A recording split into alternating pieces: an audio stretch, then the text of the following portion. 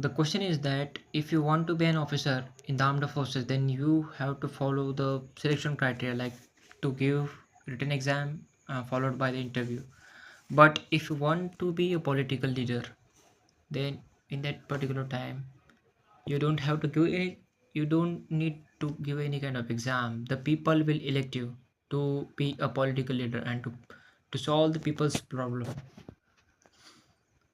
And this is a very bad thing from my perspective, because if you want to be a political leader, you should know the what kind of problems people are facing actually, not like in the story. The actual problems need to be solved, actual policy making things, essential things regarding the constitution. All the that kind of leader, political leader, should know all the things like laws, rules, regulations of the government, how to be a effective political leader.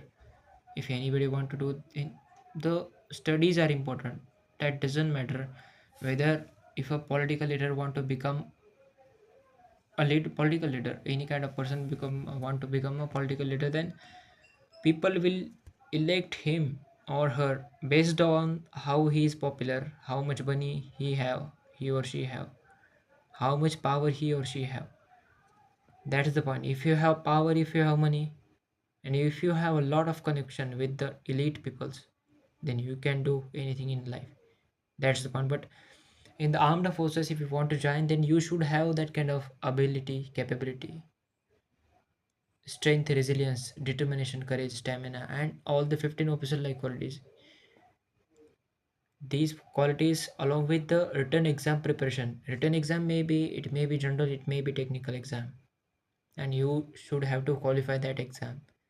And after that exam, under the Ministry of Defense, SSB interview get conducted, and you need to pass that world's longest and toughest interview, 5 days interview procedure. You need to pass that exam, pass that interview after the exam.